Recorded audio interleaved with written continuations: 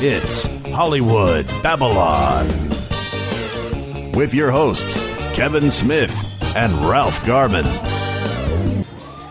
It is Saturday night in San Juan Capistrano, man. We all know that you swallow. So let's babble the fuck on. I'm Kevin Smith. And my name is Ralph Garman. Well, aren't you nice?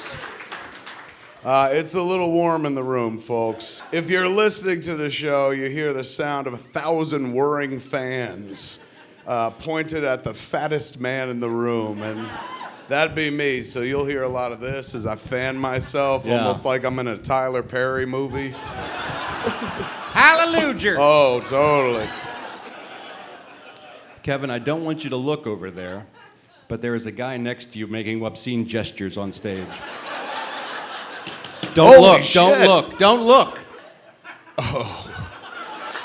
Fuck you, I found a new partner. I don't envy him. Yeah, let's test it out. Rectal fist fucking.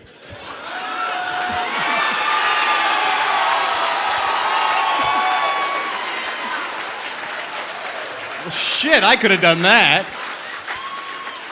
This week, Willy Wonka is featured in a segment we like to call Shit That Should Not Be. You may remember the famous sequence in the film where Willy Wonka is bragging about his many inventions, and one of which is wallpaper for children's nurseries that is lickable. It's lickable wallpaper. The oranges taste like oranges, the pineapples taste like pineapples. It's a revolution in candy that you can have lickable wallpaper.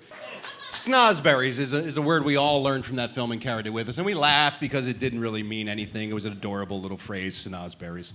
Well, thank God for Cracked.com, because they did a story on this recently about what snazberries, according to the writer Roald Dahl, actually meant. He used the phrase snozberries in Wonka, and then years later he wrote an adult novel called My Uncle Oswald. Uncle Oswald was the greatest fornicator of all time, it says in the book. And he comes up with this great idea. He's going to get his lovely female accomplice, Yasmin How Comely, to seduce the richest, most powerful men in the world, collect their sperm in a condom, and then sell it to women who want to have smart, rich, famous children. So in a sequence in the book, Yasmin How Comely is talking about her experience with George Bernard Shaw, how she got his sperm. And here, let me read to you from the book, if I may. How did you manage to roll the old rubbery thing on him?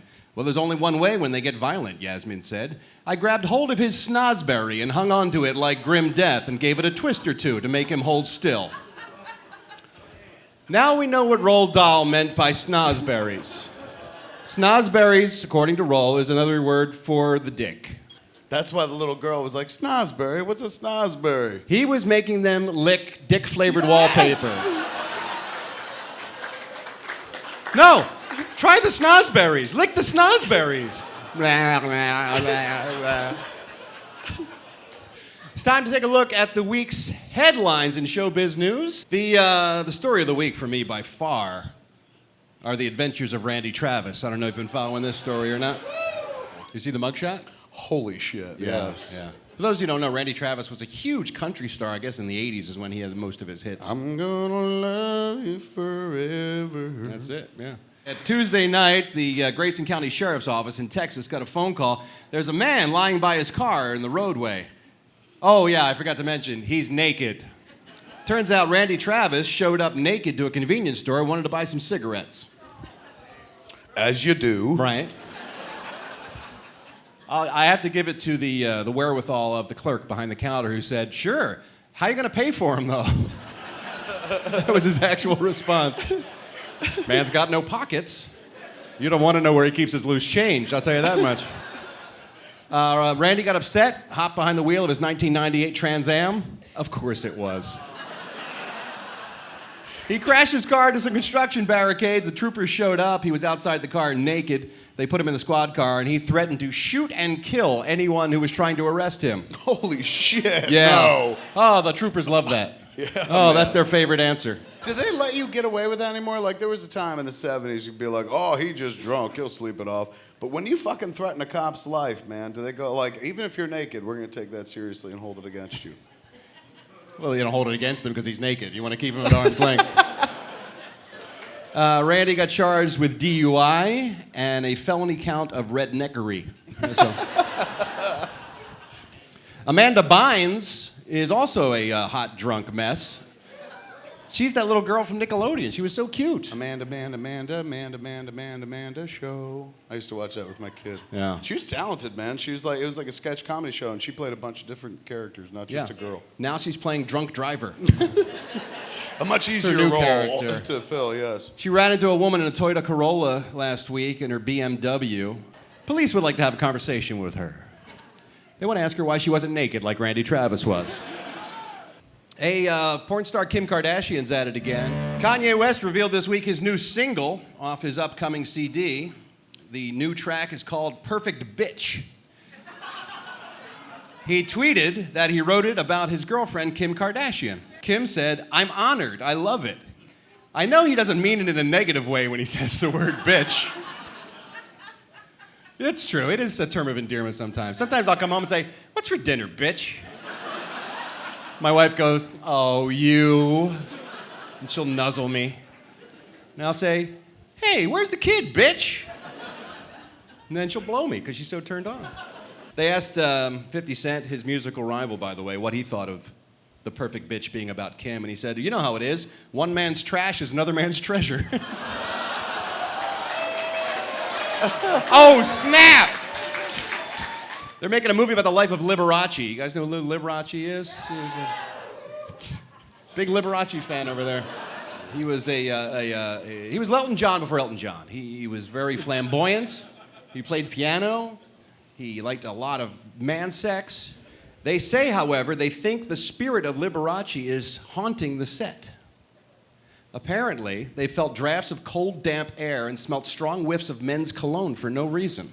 Someone also caressed Michael Douglas's shoulder, and tightly secured lights have been crashing from the ceiling for no reason. I can't explain the lights, but the massaged shoulders could be John Travolta. That's true. It could be the ghost of John Travolta. So weird. I'm not even dead, and I'm massaging his shoulders. What?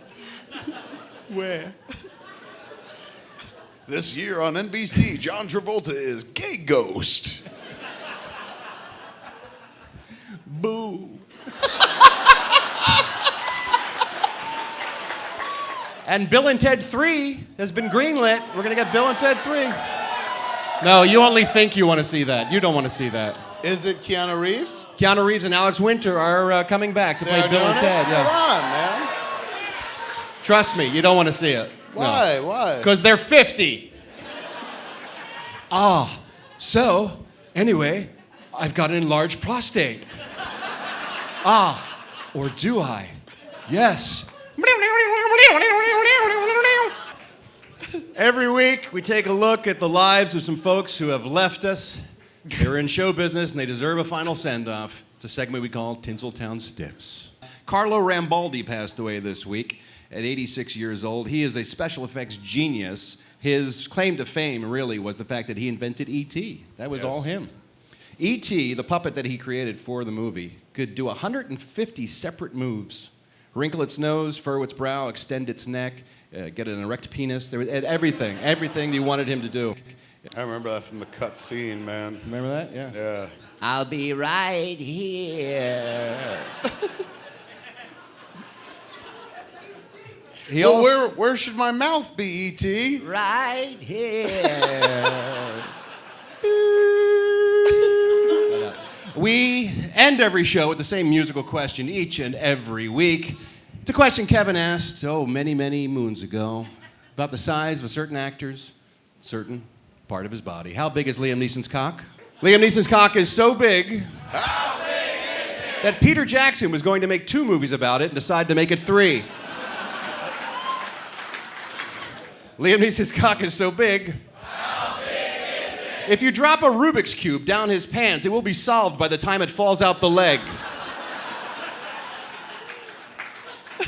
And lastly, Liam Neeson's cock is so big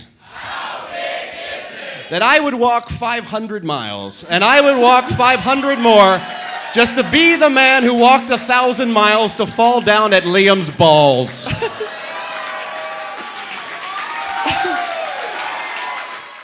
Haven't we all at some point in the evening settled for a bag of crack?